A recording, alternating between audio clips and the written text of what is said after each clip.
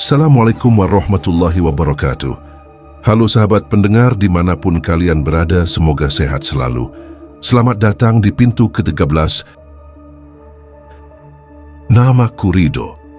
Dan kisah yang akan kalian dengar ini adalah sebuah pengakuan dosa.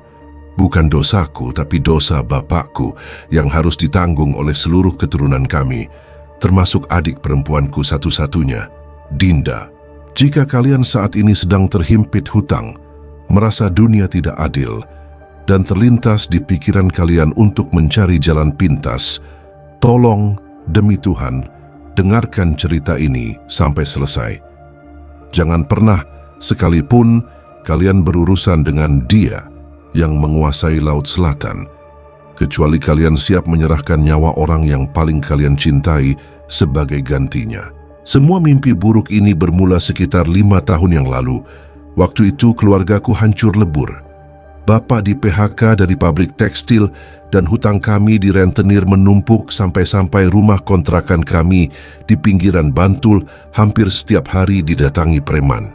Aku ingat betul ada satu malam di mana ibu hanya bisa merebus air dan mencampurnya dengan garam, berpura-pura itu sup, agar Dinda yang saat itu masih SMP mau makan nasi sisa kemarin. Suara tangis ibu yang ditahan di balik bantal adalah suara paling menyedihkan yang pernah ku dengar. Kami miskin, sangat miskin sampai rasanya harga diri kami sudah tidak ada lagi. Tapi kemudian, Bapak menghilang. 3 hari lamanya Bapak tidak pulang. Ibu panik, takut Bapak nekat melakukan hal bodoh atau dicelakai penagih hutang. Tapi tepat di malam Jumat Kliwon, tengah malam pintu rumah kami diketuk. Bapak pulang. Tapi ada yang berbeda. Wajahnya pucat pasi, matanya cekung dan liar, seperti orang yang tidak tidur berhari-hari. Bajunya basah kuyup dan penuh pasir pantai, padahal malam itu tidak hujan. Dan yang paling membuat bulu kudukku berdiri adalah baunya.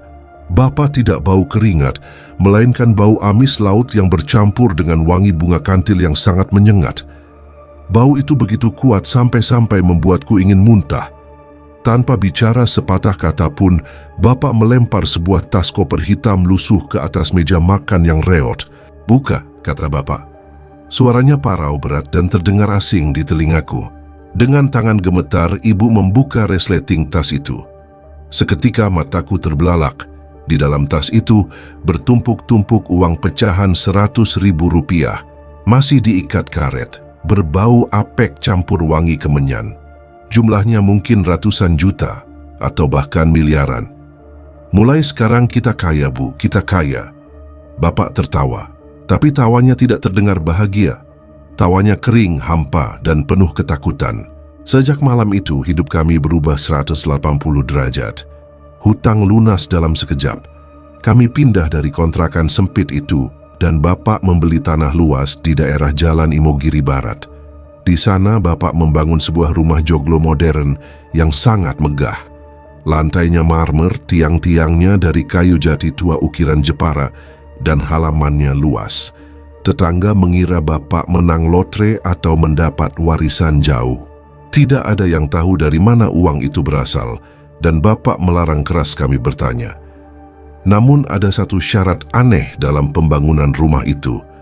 Bapak meminta tukang bangunan untuk membuat satu kamar khusus di bagian tengah rumah. Orang Jawa menyebutnya sentong tengah. Tapi sentong tengah di rumah kami berbeda. Ruangan itu tidak boleh punya jendela. Tidak boleh ada ventilasi udara sedikit pun. Pintunya terbuat dari kayu jati tebal yang dipesan khusus dan selalu dikunci rapat dengan 3 gembok besar. Hanya Bapak yang memegang kuncinya. Jangan pernah ada yang coba-coba masuk ke kamar ini atau mengintip ke dalamnya. Kalau kalian melanggar, Bapak tidak akan menganggap kalian anak lagi. Ancam Bapak waktu itu. Matanya melotot, urat lehernya menegang. Itu pertama kalinya aku melihat Bapak begitu marah hanya karena sebuah ruangan. Aku, yang saat itu masih mahasiswa semester awal, merasa ada yang tidak beres.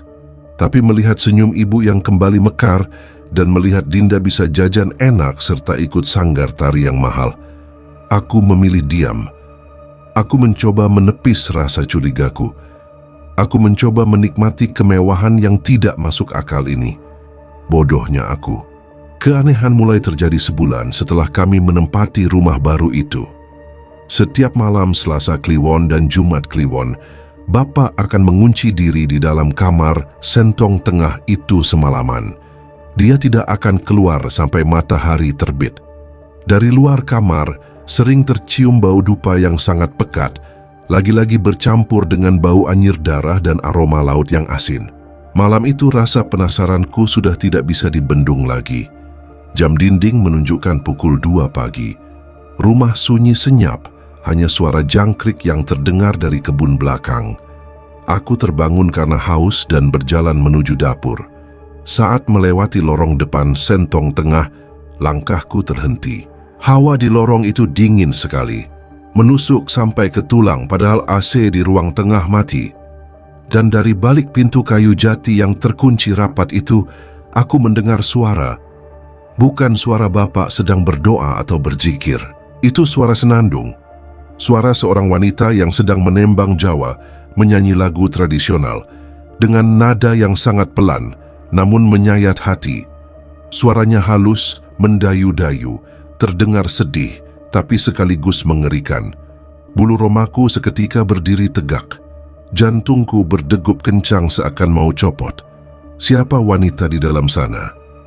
Ibu sedang tidur pulas di kamar utama. Dinda juga ada di kamarnya di lantai atas. Didorong rasa penasaran yang bercampur rasa takut setengah mati, aku memberanikan diri mendekat. Aku menempelkan telingaku ke daun pintu. Suara tembang itu berhenti, hening sejenak. Lalu terdengar suara Bapak, tapi nadanya aneh. Suaranya manja, merengek, seperti sedang berbicara dengan kekasih. "Nggih Kanjeng Ratu, kula janji. Semuanya untuk panjenengan," bisik Bapak.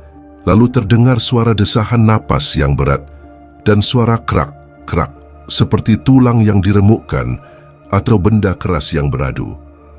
Aku gemetar hebat. Dengan tangan berkeringat dingin, aku memberanikan diri mengintip melalui lubang kunci kuno yang cukup besar. Awalnya gelap gulita, tapi kemudian ada sedikit cahaya remang-remang dari lilin di sudut ruangan. Apa yang kulihat detik itu membuatku hampir menjerit, tapi suaraku tercekat di tenggorokan. Di dalam sana, Bapak sedang duduk bersila menghadap sebuah dipan, tempat tidur, kayu tua yang dihiasi kelambu hijau. Bapak telanjang dada, dan di depannya, di atas dipan itu tidak ada manusia. Tapi kelambu itu bergerak-gerak sendiri seolah ada sosok tak kasat mata yang sedang duduk di sana. Dan yang lebih gila lagi, aku melihat bayangan di tembok. Cahaya lilin memantulkan bayangan Bapak, tapi di depan bayangan Bapak ada bayangan lain. Bayangan sosok besar, berambut panjang terurai sampai lantai, dengan mahkota di kepalanya. Bayangan itu terlihat sedang mengelus kepala Bapak. Tiba-tiba dari arah lubang kunci tempatku mengintip, sebuah mata merah menyala muncul entah dari mana. Menatap lurus ke arah mataku dari balik pintu. "Siapa di luar?" teriakan Bapak menggelegar dari dalam. Aku langsung lari terbirit-birit kembali ke kamarku, melompat ke kasur, dan menarik selimut sampai menutupi kepala. Tubuhku menggigil hebat, keringat dingin membasahi piyama. Aku tidak berani tidur sampai pagi. Keesokan paginya, Bapak bersikap biasa saja, seolah tidak terjadi apa-apa. Tapi saat sarapan, aku melihat sesuatu yang membuat nafsu makanku hilang seketika. Di leher Bapak ada bekas merah kebiruan. Itu bukan bekas kerokan masuk angin, itu jelas sekali bekas gigitan. Dan bentuk gigitannya aneh, terlalu kecil untuk mulut manusia, tapi terlalu besar untuk mulut ular. Aku menatap Dinda, adikku yang sedang asik makan roti selai coklat dengan riang. Dia tertawa menceritakan latihan menarinya. Dia tidak tahu apa-apa. Dia tidak tahu bahwa kemewahan yang dia nikmati ini dibayar dengan transaksi mengerikan di kamar tengah itu. Dan aku juga tidak tahu bahwa malam itu hanyalah permulaan. Target sebenarnya dari makhluk yang ada di kamar itu bukanlah Bapak, melainkan dia. Adik perempuanku yang lahir tepat di hari Jumat Kliwon. Dinda, maafkan Mas Ridho. Seharusnya Mas membawamu lari hari itu juga. Namun saat itu aku masih terlalu naif untuk memahami bahwa perubahan kecil pada dirimu adalah awal dari sebuah malapetaka besar. Aku mengira keanehan di rumah itu hanya akan berdampak pada bapak yang main dukun, tapi aku salah besar. Setan tidak pernah memilih mangsa secara acak dan celakanya kamulah yang terpilih. Seminggu setelah kejadian, aku mengintip bapak di Sentong Tengah. Dinda mulai mengeluhkan hal-hal yang tidak masuk akal. Awalnya terdengar sepele. Pagi itu, saat kami sedang bersiap sarapan, Dinda keluar dari kamarnya dengan wajah kusut dan rambut berantakan. Dia membawa spray kasurnya yang basah kuyup. "Bu, genteng kamarku bocor ya?"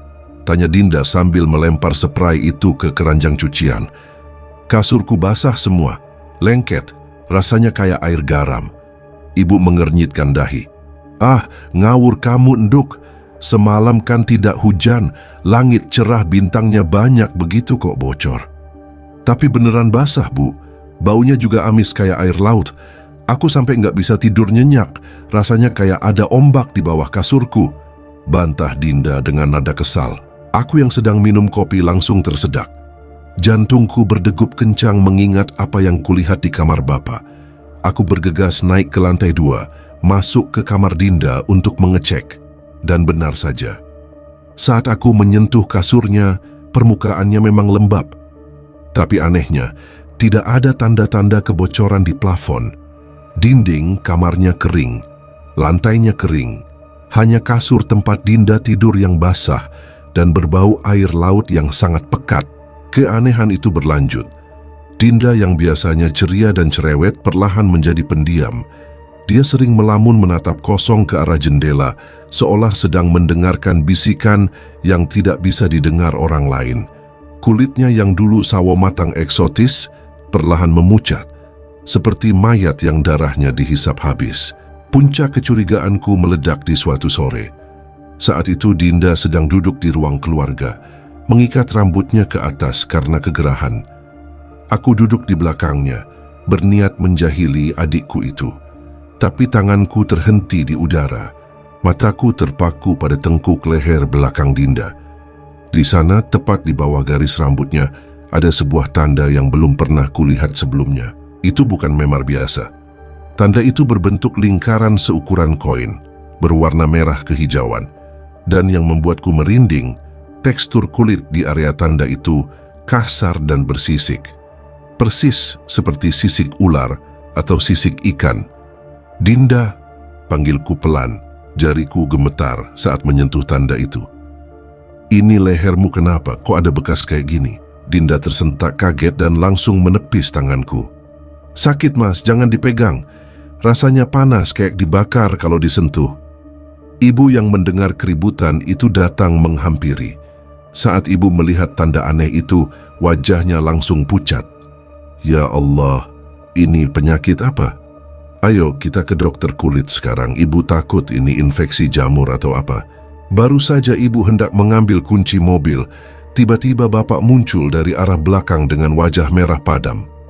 Dia merebut kunci mobil itu dengan kasar dari tangan ibu. "Tidak usah ke dokter," bentak bapak. Suaranya menggelegar memenuhi ruangan. "Tapi Pak, lihat leher anakmu ini. Ini tidak wajar." Ibu mencoba melawan, meski suaranya bergetar takut. "Aku bilang tidak usah, itu bukan penyakit." Bapak mencengkeram bahu Dinda, menatap tajam ke arah tanda di tengkuk itu. Anehnya, tatapan bapak bukan tatapan khawatir, melainkan tatapan memuja. Ada kilatan gila di matanya. "Itu tanda keberuntungan, Bu. Itu tanda kalau Dinda itu spesial. Dia sudah dilirik oleh Gusti Ratu. Jangan coba-coba bawa dia ke dokter atau orang pintar manapun. Kalau kalian melanggar, rezeki kita bakal putus. Kalian mau hidup gembel lagi, hah?" Aku dan ibu terdiam 1000 bahasa. Ketakutan kami pada kemarahan bapak mengalahkan logika. Hari itu kami membiarkan Dinda menangis kesakitan tanpa obat, sebuah keputusan yang akan kusesali seumur hidupku. Malam harinya, teror itu benar-benar menampakkan wujudnya. Sekitar pukul 2 dini hari, aku terbangun karena mendengar suara aneh dari lantai bawah. Srek, srek, srek, suara gesekan kaki yang diseret di lantai marmer. Iramanya lambat namun teratur. Aku turun dari tempat tidur, mengendap-endap keluar kamar. Dari balkon lantai 2, aku bisa melihat ke ruang tengah yang luas di bawah sana. Cahaya bulan purnama masuk melalui jendela besar, menyinari ruang tengah dengan cahaya keperakan yang mistis. Di tengah ruangan itu aku melihat Dinda. Dia mengenakan daster tidur putih tipis. Matanya terpejam rapat, tapi tubuhnya bergerak. Dinda sedang menari. Gerakannya bukan gerakan tari modern atau tari kreasi yang biasa dia pelajari di sanggar. Gerakannya sangat halus, sangat pelan, dan sangat kuno. Tangannya meliuk-liuk membentuk pos nengiting yang kaku namun indah. Kakinya melangkah pelan, seolah tidak menapak tanah. Kepalanya menoleh patah-patah mengikuti irama gamelan yang tidak terdengar oleh telingaku. Suasana di ruangan itu berubah drastis. Udara menjadi sangat dingin, dan bau melati yang sangat busuk menyeruak memenuhi hidungku.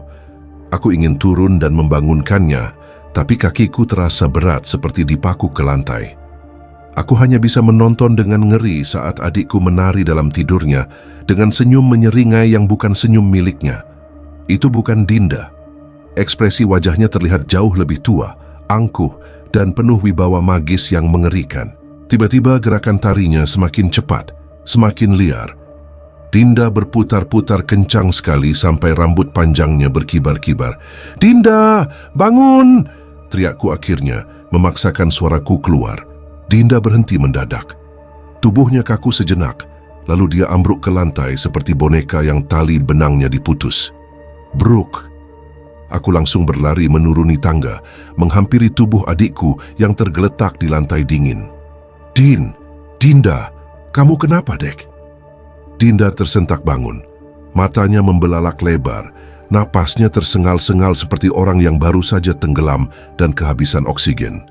Dia mencengkeram lehernya sendiri, wajahnya memerah dan matanya berair. Dinda terbatuk hebat, suara batuknya basah dan menyakitkan. Dia memiringkan tubuhnya dan memuntahkan sesuatu dari mulutnya ke lantai marmer yang bersih itu. Darahku berdesir hebat saat melihat apa yang keluar dari perut adikku. Itu bukan sisa makanan, itu bukan cairan lambung. Yang dimuntahkan Dinda adalah air laut yang keruh bercampur dengan pasir hitam pantai yang kasar. Pasir itu keluar sangat banyak, segenggam penuh, disertai dengan beberapa helai rumput laut yang masih segar dan berlendir. "Mas," rintik Dinda dengan suara serak. Air mata mengalir deras di pipinya. "Tolong Dinda, Mas. Di dalam sini rasanya asin, panas. Ada yang mengikat perut Dinda." Aku memeluk tubuhnya yang menggigil hebat. Pasir hitam itu berceceran di lantai, menjadi bukti nyata bahwa adikku baru saja pergi ke tempat yang jauh. Meski raganya ada di sini. Saat aku mengangkat wajahku, aku melihat pintu kamar sentong tengah milik bapak sedikit terbuka. Dari celah gelap itu, aku merasa ada sepasang mata yang sedang mengawasi kami sambil tersenyum puas. Malam itu aku sadar, Dinda bukan lagi sekadar sakit. Dia sedang dipersiapkan, dia sedang dibersihkan. Tubuhnya sedang dikosongkan untuk diisi oleh sesuatu yang lain. Dan pasir di lantai itu adalah pesan peringatan. Waktunya sudah dekat. Dan benar saja, sejak malam itu, rumah megah kami bukan lagi tempat berlindung, melainkan neraka yang perlahan membakar kewarasan kami satu persatu. Kejadian Dinda memuntahkan pasir pantai hanyalah pembuka dari rentetan teror fisik yang menyerang seisi rumah. Keesokan harinya, gangguan itu tidak lagi sembunyi-sembunyi. Saat ibu menyiapkan makan siang, jeritan histerisnya memecah keheningan rumah. Aku berlari ke dapur dan menemukan ibu terduduk lemas di lantai dengan wajah pucat pasi. Panci, rice cooker, terguling di sebelahnya. Nasi putih yang baru saja matang itu berubah wujud.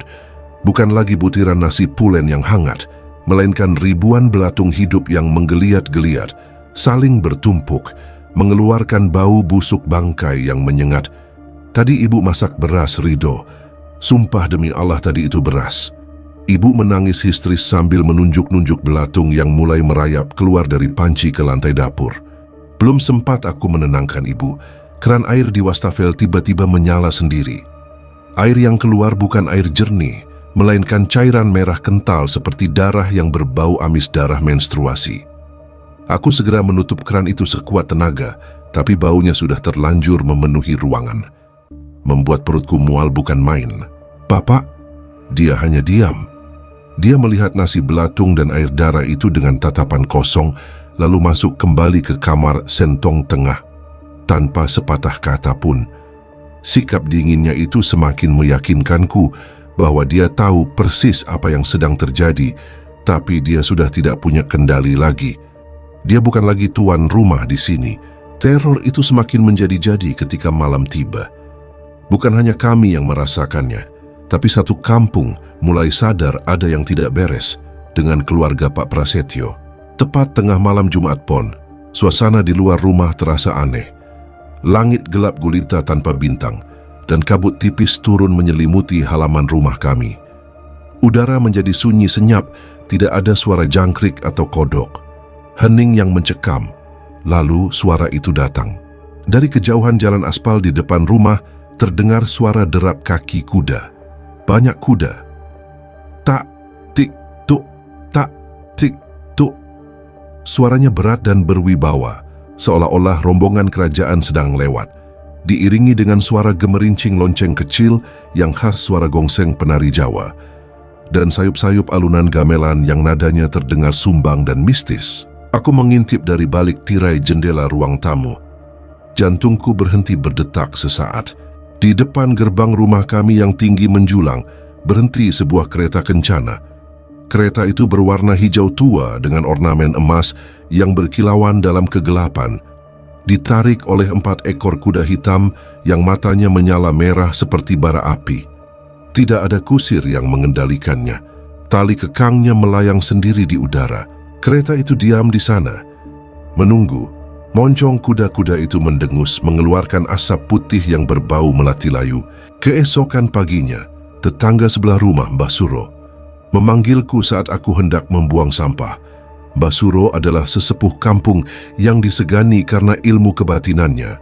Wajahnya tegang, tangannya mencengkeram pagar pembatas rumah kami dengan kuat. "Le, sini sebentar," panggil Mbah Suro dengan suara berbisik. Matanya awas melihat sekeliling seolah takut didengar. Aku mendekat. "Ada apa, Mbah? Semalam kamu dengar?" Tanyanya to the point. Aku mengangguk pelan. "Suara kereta kuda ya, Mbah?" Mbah Suro menatapku tajam, tatapan yang penuh rasa kasihan. "Itu bukan sekadar lewat, Le. Itu jemputan. Kereta kencana Nyai Roro Kidul tidak pernah naik ke daratan sejauh ini, kecuali ada janji besar yang harus ditagih. Bapakmu itu sudah kelewat batas serakahnya." "Maksud Mbah apa?" tanyaku mendesak. "Bapak janji apa, Mbah?" Mbah Suro menghela napas panjang. "Bapakmu membuat perjanjian nikah batin. Dia minta kekayaan instan dengan menikahkan sukmanya pada salah satu dayang laut selatan. Tapi sepertinya bapakmu menipu. Dia tidak memberikan apa yang diminta sebagai mas kawin. Dan sekarang Kanjeng Ratu sendiri yang datang menagih bunganya. Dan bunganya itu adikmu." Duniaku runtuh mendengar ucapan Mbah Suro. Jadi benar dugaanku selama ini. Dinda adalah tumbal. Dinda adalah bayaran atas kemewahan, mobil baru, dan rumah joglo sialan ini. Dengan amarah yang memuncak di ubun-ubun, aku berlari masuk ke dalam rumah. Aku tidak peduli lagi pada Bapak. Aku harus mencari bukti, aku harus tahu bagaimana cara membatalkannya. Aku menerobos masuk ke ruang kerja Bapak yang biasanya terkunci, mendobrak pintunya dengan bahuku sekuat tenaga. Brak! Ruangan itu berantakan, kertas-kertas berserakan di mana-mana. Tapi mataku tertuju pada sebuah laci meja kayu jati tua di sudut ruangan yang sedikit terbuka. Ada aura panas yang memancar dari laci itu. Aku menarik laci itu hingga lepas. Di dalamnya tidak ada dokumen pekerjaan atau sertifikat tanah.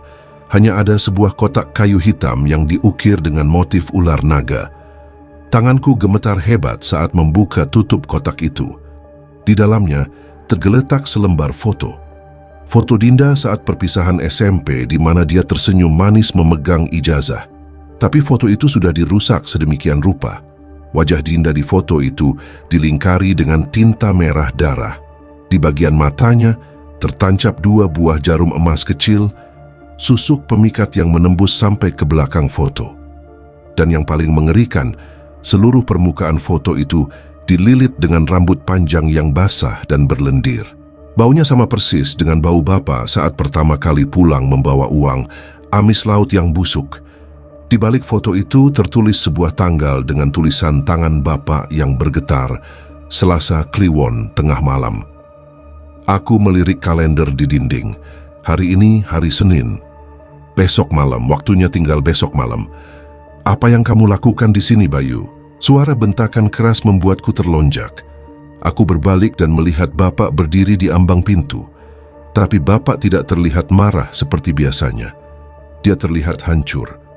Matanya bengkak, bibirnya pecah-pecah berdarah, dan rambutnya rontok parah hingga terlihat kulit kepalanya yang borok. Pak, aku mengangkat foto itu dengan tangan gemetar, air mata kemarahan menetes di pipiku. Apa ini, Pak? Bapak jual Dinda? Bapak tukar nyawa anak Bapak sendiri demi uang setan ini? Bapak tidak menjawab. Dia justru jatuh berlutut di lantai, menangis meraung-raung seperti orang gila. Bapak tidak bermaksud menjualnya, Rido. Bapak kira Bapak bisa menipu mereka dengan kambing. Bapak kira mereka tidak akan tahu. Bapak memukul-mukul lantai dengan kepalan tangannya hingga berdarah. Tapi ternyata mereka tahu darah dagingku lebih manis. Batalkan, Pak. Kita harus batalkan sekarang juga. Teriakku sambil mencengkeram kerah baju Bapak.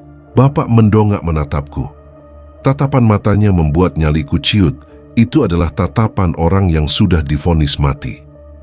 Tidak bisa dibatalkan, Le, bisik Bapak parau. Janji sudah terucap. Kereta sudah datang. Kalau Dinda tidak dibawa besok malam, mereka akan mengambil kita semua, satu persatu, sampai habis. Tiba-tiba lampu di ruang kerja itu berkedip-kedip cepat, lalu mati total. Dalam kegelapan pekat itu, dari sudut ruangan, terdengar suara tawa wanita yang melengking tinggi dan menusuk telinga. Hihihihi. Mas Prasetyo, jangan ingkar janji lagi ya. Suara tawa itu lenyap perlahan, meninggalkan gema yang menusuk di telingaku. Seolah-olah sosok wanita itu baru saja berbisik tepat di leherku. Lampu di ruang kerja Bapak kembali menyala, namun cahayanya redup, berkedip-kedip seperti nyawa Bapak yang kini berada di ujung tanduk. Aku masih mencengkeram kerah baju Bapak yang basah oleh keringat dingin. Napasku memburu dipenuhi amarah yang tak terbendung. Ceritakan semuanya, Pak. Sekarang, jangan ada satupun yang ditutupi lagi, atau aku akan bawa Dinda pergi malam ini juga. Bentakku mengguncang tubuh Bapak yang sudah lemas tak berdaya. Bapak mengangkat wajahnya, dan detik itu lututku gemetar. Dari kedua mata Bapak, bukan air mata bening yang mengalir, melainkan cairan kental berwarna merah pekat. Darah. Bapak menangis darah. Matanya yang dulu tajam dan berwibawa, kini hanya menyisakan bola mata yang keruh dikelilingi warna merah yang mengerikan. Maafkan Bapak, Le, maafkan Bapak. Rintihnya, suaranya serak bercampur isak tangis yang menyedihkan. Darah itu menetes ke lantai, bercampur dengan ludahnya. 5 tahun lalu, Bapak memulai ceritanya dengan terbata-bata. Saat kita diusir dari kontrakan, Bapak bertemu seseorang di terminal Giwangan. Dia menawari jalan pintas. Dia bilang, Bapak bisa kaya raya tanpa harus kerja keras, asalkan Bapak berani mengambil risiko nikah batin. Aku menahan napas. Nikah batin? Bapak mengangguk lemah. Iya. Bapak dibawa ke sebuah gubuk di dekat Gumuk Pasir Parangkusumo. Di sana Bapak melakukan ritual. Bapak menikahi salah satu dayang dari Keraton Laut Selatan. Bukan Ratu Kidul, tapi abdinya yang berwujud ular emas berkepala manusia. Aku mundur selangkah, rasa jijik merayap di sekujur tubuhku. Bayangan Bapak bercumbu dengan makhluk halus di kamar sentong tengah itu kembali terlintas, membuat perutku mual. Perjanjiannya sederhana, Le, lanjut Bapak. Air mata darahnya semakin deras. Setiap malam Jumat dan Selasa Kliwon, Bapak harus melayani dia di kamar itu. Sebagai gantinya, dia akan memberikan sisik emas yang berubah menjadi uang. Tapi Bapak lupa membaca syarat kecil di akhir perjanjian. Syarat apa? Desaku tidak sabar. Dia minta keturunan, bisik Bapak gemetar. Dia makhluk gaib. Dia tidak bisa punya anak dari benih manusia. Jadi dia meminta wadah. Dia meminta anak perempuan dari darah dagingku sendiri yang lahir di hari pasaran yang sama dengan hari kematiannya dulu. Jumat Kliwon, dia menginginkan Dinda. Gila, Bapak gila. Aku berteriak frustrasi menjambak rambutku sendiri. Bapak tahu itu dan Bapak diam saja. Bapak sudah coba menipu dia, Bayu. Bapak membela diri, suaranya meninggi penuh keputusasaan. Bapak sudah siapkan kambing kendit kambing hitam dengan lingkar putih di perut sebagai ganti Dinda. Dukun itu bilang, kalau kambing itu didandani seperti manusia dan diberi mantra, dayang itu tidak akan sadar. Tapi Bapak salah, mereka tidak bodoh. Mereka merasa dihina. Duar, tiba-tiba terdengar suara ledakan keras dari arah atap rumah. Seperti ada benda berat yang jatuh menimpa genteng. Rumah kami bergetar hebat, seakan diguncang gempa bumi. Lukisan-lukisan di dinding berjatuhan dan pecah berkeping-keping. Suhu di dalam ruangan turun drastis. Uap dingin keluar dari mulut kami saat bicara. Dan yang paling mengerikan, suara itu datang lagi. Kali ini bukan tawa, tapi suara gemuruh. Suara ombak. Suara ombak ganas pantai selatan terdengar sangat jelas dan keras. Seolah-olah laut itu tidak berada di Bantul Selatan yang jauhnya kilometer dari sini, melainkan tepat berada di ruang tamu kami. Dengar itu, Le. Bapak menatap langit-langit dengan tatapan horor. Mereka sudah marah. Bendungan gaib yang Bapak pasang di sekeliling rumah sudah jebol. Air laut sudah naik ke rumah ini. Aku melihat ke arah dinding ruang kerja Bapak. Tembok yang dicat putih bersih itu tiba-tiba mengeluarkan air. Rembesan air asin mengucur deras dari sela-sela retakan tembok, membasahi lantai. Bau anyir dan bau busuk bangkai ikan memenuhi ruangan, membuatku tersedak. Bapak merangkak mendekatiku, memeluk kakiku erat-erat. Darah dari matanya mengotori celanaku. Satu-satunya cara untuk menyelamatkan nyawa kita semua adalah dengan memohon ampun langsung. Di tempat perjanjian itu dibuat. Kita harus ke Parangkusumo. Kita harus kembalikan semua uang dan emas ini. Kita harus batalkan kontraknya di sana, di depan gerbang gaibnya. Malam ini? Tanyaku ragu. Sekarang, teriak Bapak. Kalau kita menunggu sampai besok malam, Dinda akan dijemput paksa oleh kereta kencana itu. Dan kalau itu terjadi, jasadnya tidak akan pernah kembali ke dunia ini. Sukmanya akan dijadikan budak di dasar laut selamanya. Belum sempat aku menjawab, pintu ruang kerja yang tadi tertutup rapat tiba-tiba terbanting terbuka dengan sendirinya. Brak! Angin kencang yang membawa pasir pantai berhembus masuk, menerbangkan kertas-kertas di meja. Di tengah kegelapan lorong rumah yang menuju ke kamar Dinda, aku melihat bayangan hitam tinggi besar berdiri mematung. Sosok itu tidak memiliki wajah, hanya lubang hitam gelap. Dinda tidak menjawab. Dia hanya tersenyum tipis, lalu melangkah kaku melewati kami menuju pintu depan. Seolah-olah dia sudah tahu kemana harus pergi. Seolah-olah panggilan dari laut itu sudah menyatu dengan aliran darahnya. Malam itu dengan mobil Pajero hasil uang haram itu, kami membelah kegelapan malam menuju pantai selatan. Menuju titik nol di mana nasib adikku akan ditentukan. Aku tidak tahu apakah kami bisa selamat, tapi satu hal yang pasti, laut sedang lapar dan dia tidak sabar menunggu santapannya. Seolah ombak di ujung selatan sana sedang menjulurkan lidahnya untuk menjilat kami yang tengah memacu mobil menembus pekatnya malam. Jalan Parangtritis malam itu terasa jauh lebih panjang dari biasanya. Normalnya perjalanan dari rumah kami ke pantai hanya memakan waktu 30 menit. Tapi malam ini rasanya seperti kami sedang berkendara di lorong waktu tanpa ujung. Jalanan aspal yang lurus itu sepi. Tidak ada satupun kendaraan lain yang melintas. Hanya mobil kami, Pajero hitam saksi bisu kekayaan haram Bapak yang melaju kencang membelah kabut. Aku menyetir dengan tangan berkeringat dingin mencengkeram setir. Di kursi penumpang depan, Bapak duduk dengan tubuh gemetar, mulutnya tak henti-hentinya merapalkan mantra-mantra kejawen yang terdengar putus asa. Sementara di kursi belakang, pemandangan yang kulihat dari kaca spion tengah membuat darahku membeku. Ibu duduk memojok ke pintu kanan sambil menangis tertahan. Wajahnya pucat pasi karena ketakutan. Di sebelahnya, duduklah adikku, Dinda, atau setidaknya tubuh yang menyerupai Dinda. Dia duduk tegak, kaku seperti patung lilin. Kebaya hijau tua berbahan beludru yang entah dari mana asalnya itu membalut tubuhnya yang kurus. Riasan wajah pengantin Jawa di wajahnya terlihat kontras dengan kulitnya yang pucat mayat. Matanya tidak berkedip sama sekali, menatap lurus ke punggung kursi Bapak. Bibirnya menyunggingkan senyum tipis yang mengerikan. "Pak," bisiku tanpa menoleh. "Dinda, dia tersenyum, Pak." "Dia senyum lihat Bapak. Jangan dilihat le, fokus nyetir," bentak Bapak panik. "Le, jangan lihat spion, percepat mobilnya." Aku menginjak pedal gas lebih dalam. Jarum speedometer menyentuh angka 100 kilo. Tapi anehnya, mobil terasa sangat berat, seolah-olah kami sedang menarik beban ribuan ton. Mesin mobil menderu kasar, meraung kesakitan melawan gaya tarik gaib yang menahan kami. Tiba-tiba suhu di dalam mobil turun drastis. Kaca mobil mulai berembun tebal dari dalam. Tok, tok, tok. Jantungku hampir copot. Ada suara ketukan di kaca jendela samping kemudi. Aku menoleh kaget.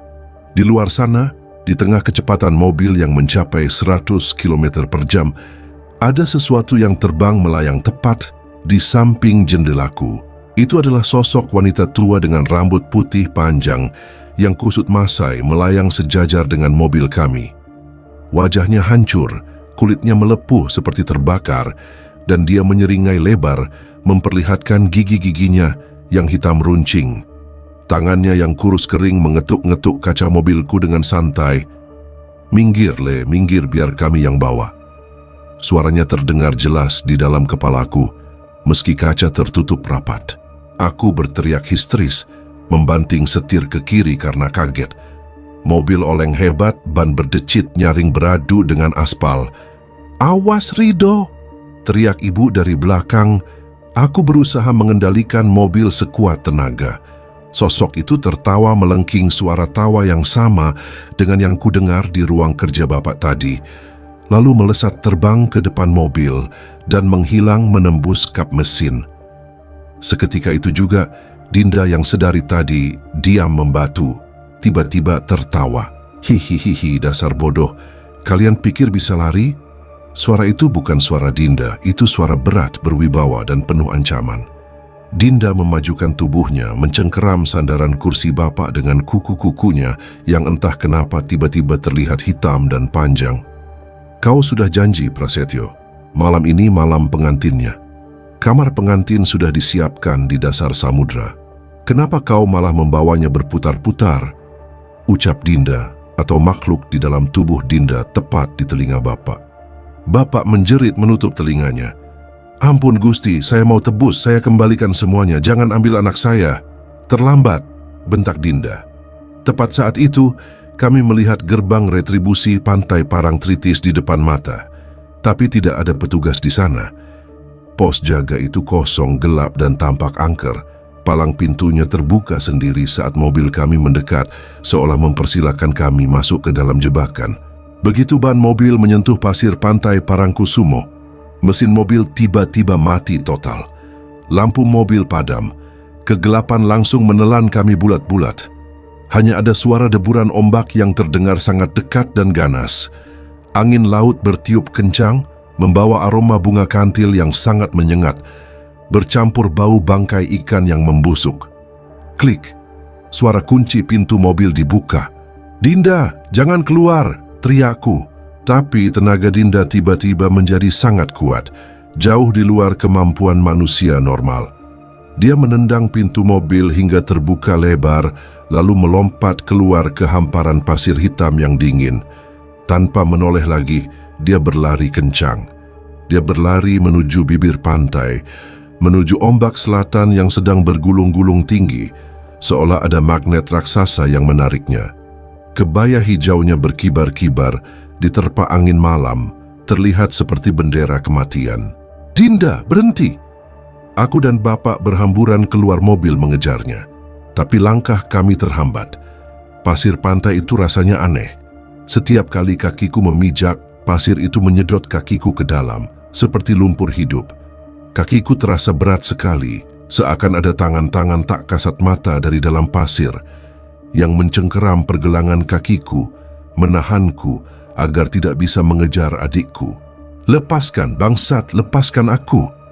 Makiku sambil berusaha menarik kakiku. Aku melihat ke depan dengan putus asa.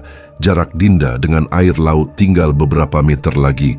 Di sana, di tengah kegelapan malam, aku melihat pemandangan yang membuat akal sehatku hancur berantakan. Ombak besar itu tidak pecah menghantam pantai. Ombak itu terbelah. Air laut itu meninggi, membentuk dinding air raksasa di kiri dan kanan, dan di tengah-tengahnya berdiri sebuah gerbang gapura megah yang terbuat dari karang emas bercahaya. Di depan gapura itu, berdiri sosok wanita cantik luar biasa, mengenakan kemben hijau dan mahkota emas yang berkilauan. Dia merentangkan kedua tangannya menyambut Dinda. Di belakangnya, ribuan pasukan bertombak dan makhluk-makhluk berwujud setengah manusia setengah ular mendesis serempak. Dinda berhenti tepat di bibir air. Dia menoleh ke arah kami untuk terakhir kalinya. Wajahnya bukan lagi wajah ketakutan atau kesakitan. Wajah adikku terlihat damai, tersenyum manis sekali senyum perpisahan yang menyayat hati. "Mas Rido, Bapak Dinda pamit ya. Kasihan Bapak kalau Dinda nggak pergi nanti Bapak sakit." Itu suara asli Dinda. Suara adikku yang polos, dia sadar.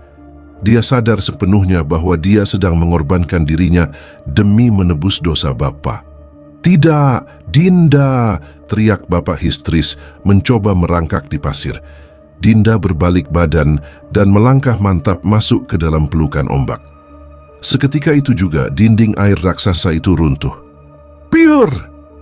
Ombak setinggi 3 meter menggulung tubuh kecil adikku, menelannya dalam satu lahapan rakus. Sosok wanita bermahkota pasukan ular dan gerbang emas itu lenyap seketika ditelan buih putih. Laut kembali gelap, ombak kembali menderu wajar. Suasana hening adikku hilang. Ditelan laut selatan tepat di depan mataku sendiri, menyisakan buih putih yang perlahan menghitam ditelan kegelapan malam. Seolah laut baru saja menutup mulutnya setelah menelan mangsa yang lezat. "Dinda, balik! Din, balik!" Jeritanku merobek kesunyian pantai. Jeritan keputusasaan yang tidak pernah aku bayangkan akan keluar dari mulutku sendiri. Tanpa sadar, aku berlari menerjang ombak, tidak peduli pada dinginnya air laut yang menusuk tulang atau bahaya palung yang siap menyeretku. Aku harus menariknya kembali. Aku harus merebutnya dari tangan setan-setan itu.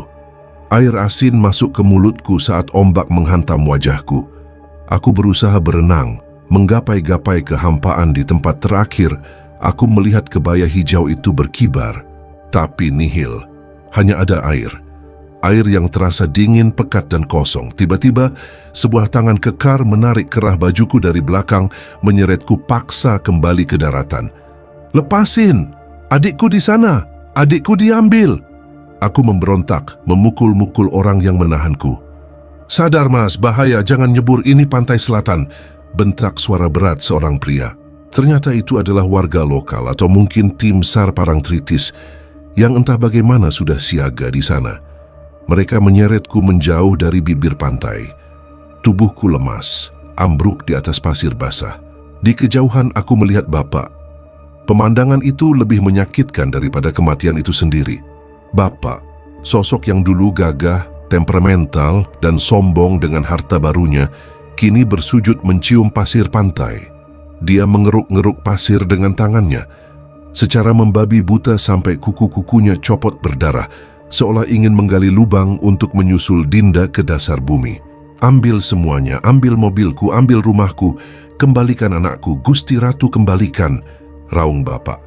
Suaranya pecah, serak, bercampur dengan debur ombak. Ibu sudah pingsan sejak tadi, tergeletak tak berdaya di dekat ban mobil Pajero yang kini terasa seperti rongsokan besi tak berguna. Harta yang kami banggakan itu tidak ada harganya sama sekali malam ini. Saat aku mendongak kembali ke arah laut dengan napas tersengal, aku melihat sesuatu yang membuat darahku berhenti mengalir. Waktu seakan berhenti berputar. Orang-orang SAR sibuk menyisir pantai dengan senter ke arah barat, tapi mereka tidak melihat apa yang kulihat di tengah laut. Di sana sekitar 100 meter dari bibir pantai, aku melihat cahaya kehijauan berpendar samar dari bawah air. Lalu, perlahan-lahan, sosok itu muncul ke permukaan. Itu Dinda.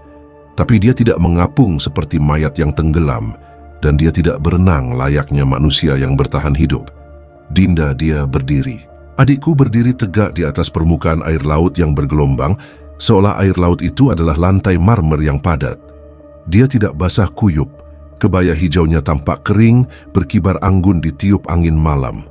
Selendangnya melayang-layang di udara melawan gravitasi, membentuk aura magis di sekeliling tubuhnya. Di samping kiri dan kanannya, muncul dua sosok bayangan wanita lain dayang-dayang. Dengan tubuh bagian bawah menyerupai ular yang memegang lengan Dinda dengan lembut. Mereka bukan menawan Dinda, tapi menuntunnya, seperti prosesi iring-iringan pengantin agung menuju pelaminan. Dinda menoleh ke arahku. Jarak kami jauh, tapi anehnya aku bisa melihat wajahnya dengan sangat jelas, seolah dia berdiri tepat di depan hidungku. Wajahnya bersinar pucat seperti rembulan. Dia tidak lagi menangis seperti saat di dalam mobil tadi. Dia tidak lagi terlihat sedih. Wajahnya datar, dingin, namun memancarkan aura kebangsawanan yang mengerikan. Perlahan, bibirnya bergerak tanpa suara, tapi bisikannya menggema langsung di dalam otakku, meremukkan hatiku. Mas Rido, pulang saja, kamar Dinda sekarang di sini. Kasur Dinda empuk, Mas. Dinda jadi ratu, jangan cari Dinda lagi. Lalu, dia tersenyum. Senyum yang membuat bulu kudukku berdiri, karena itu bukan senyum adikku lagi. Itu senyum kepuasan makhluk purba yang berhasil mendapatkan apa yang diinginkannya. Ombak besar datang lagi. Kali ini dengan suara gemuruh yang terdengar seperti ribuan terompet kerang ditiup bersamaan. Bum! Sosok Dinda dan para pengawalnya lenyap di telan air dalam sekejap mata, membawa serta cahaya hijau itu ke kedalaman samudra yang gelap gulita. Mas? Mas lihat apa? Tanya seorang petugas SAR yang memegang bahuku, bingung melihatku melongo ke tengah laut yang gelap. Adikku, dia berdiri di sana, dia jalan di atas air. Gumamku hampa, air mata menetes tak terbendung. Petugas itu saling pandang dengan rekannya, wajah mereka tegang dan bingung. Mas, istighfar, lautnya gelap, nggak ada apa-apa di sana. Dan anehnya ombaknya tenang sekali malam ini. Biasanya kalau malam Jumat Kliwon ombaknya ganas, tapi ini airnya tenang seperti kolam. Tidak mungkin ada yang terseret kalau tenang begini. Aku menatap petugas itu dengan tatapan nanar. Tenang? Mereka bilang laut ini tenang, padahal baru saja aku melihat badai, dinding air raksasa, dan gerbang gaib. Saat itulah aku sadar. Kejadian tadi ombak terbelah, pasukan ular, Dinda berjalan di atas air itu, semua hanya diperlihatkan kepada kami. Kepada bapak, ibu, dan aku, para saksi perjanjian itu. Orang lain tidak diizinkan melihatnya. Bagi orang lain, Dinda mungkin hanya terlihat seperti gadis depresi yang lari bunuh diri ke laut yang tenang. Malam itu menjadi malam terpanjang dalam hidup kami. Tim SAR terus melakukan pencarian prosedural, menyisir pantai dengan lampu sorot, tapi kami tahu itu sia-sia. Bapak masih duduk bersila di pasir, tatapannya kosong seperti orang gila. Mulutnya komat kamit memanggil nama Dinda berulang-ulang. Menjelang subuh, pencarian dihentikan sementara. Komandan SAR mendekatiku dengan wajah prihatin. Maaf mas, kami sudah sisir radius 1 kilometer. Nihil. Biasanya kalau diambil di Parangkusumo sini, jasadnya baru akan muncul hari ketiga. Atau tidak ketemu sama sekali. Keluarga harus ikhlas. Aku hanya mengangguk lemah. Tapi dalam hati, aku tahu Dinda akan kembali. Janji itu belum selesai sepenuhnya. Saat kami hendak dipapah menuju posko, Aku melihat sesuatu tergeletak di pasir, tepat di tempat jejak kaki terakhir Dinda sebelum masuk ke air. Aku memungutnya. Itu adalah selendang batik yang tadi dipakai Dinda, tapi saat ku pegang, kain itu terasa licin dan dingin. Detik berikutnya selendang itu berubah menjadi segenggam sisik ular emas di tanganku, lalu meleleh menjadi cairan hitam pekat yang berbau busuk. Aku melempar cairan itu dengan jijik. Dinda sudah resmi menjadi milik mereka. Dan ketakutan terbesar bukan karena kehilangan dia, tapi ketakutan akan janjinya untuk kembali 3 hari lagi. Apakah yang akan pulang nanti benar-benar jasad adikku atau sesuatu yang lain yang memakai wajah adikku? Pertanyaan mengerikan itu menghantuiku selama 3 hari 3 malam penantian yang menyiksa, menggerogoti kewarasanku perlahan-lahan. 3 hari itu terasa seperti neraka. Rumah joglo megah kami yang biasanya dingin karena AC, kini terasa dingin karena aura kematian yang pekat. Bapak tidak mau makan, tidak mau minum. Dia hanya duduk di teras depan, matanya nanar menatap jalanan, menunggu kepulangan putri kesayangannya yang telah ia korbankan. Ibu sudah seperti mayat hidup. Jiwanya seolah ikut mati bersama Dinda. Tepat di hari ketiga, pagi buta, telepon dari Polsek Kretek berdering. Kabar itu datang. Jasad Dinda ditemukan, bukan di bibir pantai tempat dia hilang, tapi tersangkut di karang sejauh 5 km dari titik kejadian. Tim SAR bilang itu keajaiban jasadnya bisa ditemukan secepat ini. Namun, saat kami tiba di kamar jenazah RS Bayangkara untuk identifikasi, dokter forensik menatap kami dengan wajah bingung dan sedikit ketakutan. "Pak, Bu, Mas mohon persiapkan mental kalian," kata dokter itu sambil memegang gagang pintu ruang pendingin. Kondisi jenazahnya tidak wajar. Pikiranku langsung melayang ke hal-hal mengerikan. Tubuh yang bengkak, wajah yang hancur dimakan ikan, atau kulit yang mengelupas karena air garam. Aku bersiap untuk muntah atau pingsan. Tapi saat kantong jenazah oranye itu dibuka, lututku lemas bukan karena jijik, tapi karena ngeri. Dinda, dia utuh, sangat utuh. Tidak ada satupun goresan di kulitnya. Tidak ada pembengkakan saponifikasi yang biasa terjadi pada mayat tenggelam. Kulitnya justru terlihat bersih, putih bersinar, dan jauh lebih cantik daripada saat dia masih hidup. Bibirnya merah merekah seperti baru saja memakai lipstik. Rambutnya kering dan tertata rapi, berbau wangi bunga melati yang sangat menyengat, menutupi bau formalin rumah sakit. Dia tidak terlihat seperti mayat yang terombang-ambing di laut ganas selama 3 hari. Dia terlihat seperti putri keraton yang sedang tidur siang. "Ini mustahil secara medis," bisik dokter itu. Tangannya gemetar saat menutup kembali kantong jenazah. Organ dalamnya juga saat kami ronsen, tidak ada air di paru-parunya. Paru-parunya kosong, seolah-olah dia tidak tenggelam, tapi... "Cukup, Dok," potong Bapak cepat. Bapak menatap jasad Dinda dengan tatapan campuran antara lega dan ngeri yang luar biasa. "Anak saya mau pulang. Jangan diautopsi, jangan dibedah. Kami membawa Dinda pulang siang itu juga dengan ambulans." Sesampainya di rumah, para pelayat sudah berkumpul. Tapi anehnya, suasana rumah duka itu sunyi senyap. Tidak ada yang berani menangis keras. Tetangga-tetangga berbisik-bisik sambil menutup hidung mereka bukan karena bau busuk, tapi karena wangi melati dari keranda Dinda begitu kuat sampai membuat kepala pusing dan mual. Mbah Suro yang memimpin prosesi pemandian jenazah menatapku dengan wajah tegang. "Ridho, kamu ikut memandikan. Bapakmu tidak kuat. Biar kamu yang pegang kepala adikmu." Aku mengangguk, menahan tangis. Kami mengangkat tubuh kaku Dinda ke atas dipan pemandian di halaman belakang yang sudah ditutup kain jarik. Saat air gayung pertama disiramkan ke tubuh Dinda, keanehan kembali terjadi. Air itu tidak membasahi kulitnya. Air itu meluncur begitu saja di atas kulit Dinda, seperti air di atas daun talas. Kulitnya licin, seolah dilapisi minyak atau lendir tipis yang tak kasat mata. Dan saat tanganku menyentuh tengkuk lehernya untuk menyangga kepalanya, aku merasakan hawa dingin yang menusuk tulang. Itu bukan dinginnya es, tapi dinginnya kedalaman samudra yang gelap. Dan ada yang bergerak di bawah kulit lehernya, seperti ada cacing atau urat nadi yang berdenyut keras, padahal jantungnya sudah berhenti berdetak. "Jangan dilepas, Le. Tahan terus," bisik Mbah Suro tegas, tapi aku bisa melihat tangan tua itu juga gemetar. Mbah Suro mempercepat proses pemandian, seolah ingin segera membungkus tubuh itu dengan kain kafan agar tidak ada lagi yang melihat keanehan lain. Saat jenazah selesai dikafani dan diletakkan di ruang tengah rumah joglo, teror yang sebenarnya dimulai. Waktu menunjukkan pukul 5 sore menjelang maghrib. Cahaya matahari mulai meredup, menciptakan bayang-bayang panjang di dalam rumah.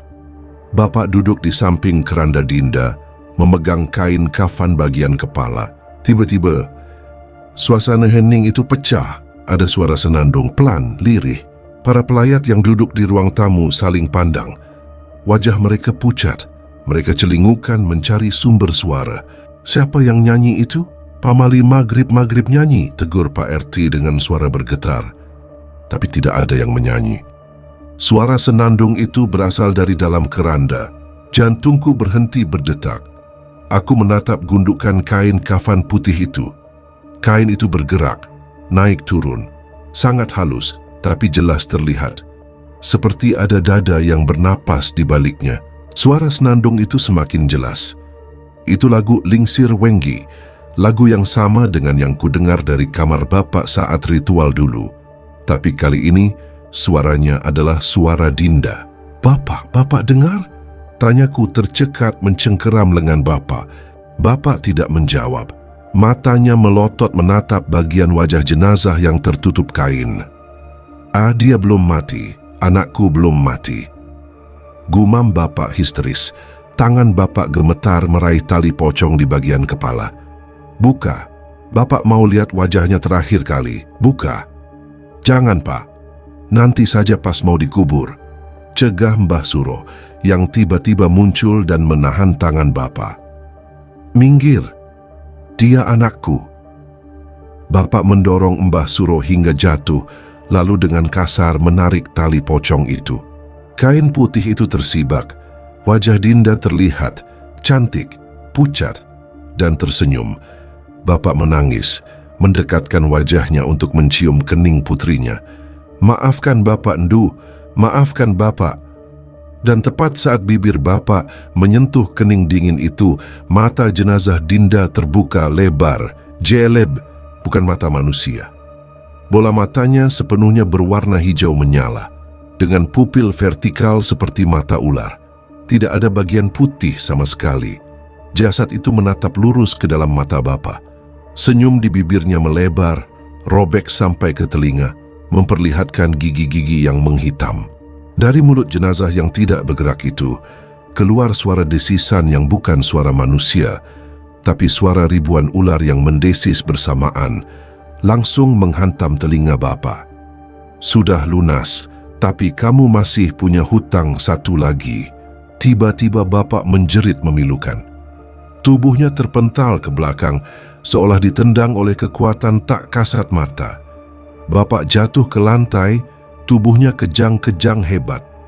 Mulutnya berbusa dan matanya mendelik ke atas sampai hanya terlihat putihnya.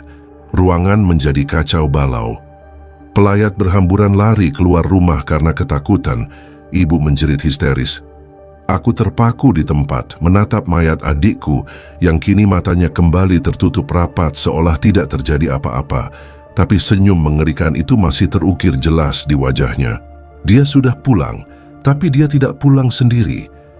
Dia membawa serta majikannya masuk ke dalam rumah kami, mengubah rumah duka itu menjadi panggung horor yang tak akan pernah bisa kulupakan seumur hidup. Kekacauan sore itu tak terlukiskan. Para pelayat lari tunggang langgang meninggalkan rumah kami, seolah ada kebakaran hebat yang sedang melahap bangunan. Hanya tersisa aku, ibu yang menangis histeris di pojokan, dan Mbah Suro yang dengan sigap mengambil alih situasi. Sementara bapak, dia tergeletak di lantai dengan tubuh kaku, matanya menatap langit-langit dengan tatapan kosong, mulutnya terus meracaukan kata-kata tak jelas tentang hutang dan ular, tutup kerandanya. "Sekarang, kita makamkan sekarang juga, jangan tunggu besok," teriak Mbah Suro kepadaku. Keringat dingin mengucur deras dari dahi keriputnya. Malam itu juga, di bawah guyuran hujan yang tiba-tiba turun sangat lebat seolah langit ikut menangis atau mungkin alam sedang marah, kami memakamkan Dinda. Tidak ada iring-iringan panjang, tidak ada doa khidmat dari warga kampung. Hanya kami bertiga dan beberapa penggali kubur bayaran yang bekerja dengan wajah ketakutan. Saat jenazah Dinda dimasukkan ke liang lahat, aku bersumpah melihat tanah kuburan itu berdenyut. Tanah lempung basah itu seolah hidup, bergerak perlahan menelan peti adikku dengan rakus sebelum kami sempat menimbunnya. Setelah azan terakhir kumandangkan, dengan suara bergetar di telinga jenazah yang sudah bukan adikku itu, kami pulang. Meninggalkan Dinda sendirian di gundukan tanah merah yang dingin. Namun teror itu tidak berhenti di kuburan. Malam ketujuh setelah kematian Dinda, tepat pada acara tahlilan yang sepi karena warga takut datang, malapetaka pamungkas menghantam kami. Tengah malam saat aku sedang menjaga bapak yang kini dipasung di kamar karena sering mengamuk, aku mencium bau asap. Bukan asap rokok, melainkan bau daging terbakar, bercampur bau kemenyan yang sangat menyengat. "Api, api!" Ular apinya marah. Teriak bapak tiba-tiba menunjuk ke arah pintu kamar. Aku lari keluar, dan benar saja, kamar sentong tengah kamar keramat, tempat bapak melakukan perjanjian itu, sedang terbakar hebat. Tapi apinya aneh. Apinya berwarna biru kehijauan, menjilat-jilat dinding kayu jati dengan ganas tanpa mengeluarkan panas, tapi menghancurkan segalanya dengan cepat. "Ibu, keluar bu!" teriakku menyeret ibu keluar rumah. Kami hanya bisa menonton dari halaman saat rumah joglo megah yang dibangun dari uang darah itu dilalap si jago merah. Anehnya, api itu tidak merembet ke rumah tetangga. Api itu seolah punya mata, hanya memakan apa yang menjadi milik bapak. Mobil Pajero di garasi meledak sendiri tanpa sebab. Brankas uang bapak meleleh. Sertifikat tanah, perhiasan ibu, semuanya hangus jadi abu dalam hitungan jam. Tetangga yang datang membantu memadamkan api hanya bisa menggelengkan kepala. Air yang disiramkan tidak mempan. Api itu baru padam sendiri saat subuh tiba, menyisakan puing-puing hitam yang mengepulkan asap berbau anyir. Habis. Semuanya habis. Kami kembali miskin, bahkan lebih miskin dari sebelumnya karena sekarang kami menanggung trauma yang tak ternilai harganya. Kini, setahun telah berlalu sejak kejadian itu.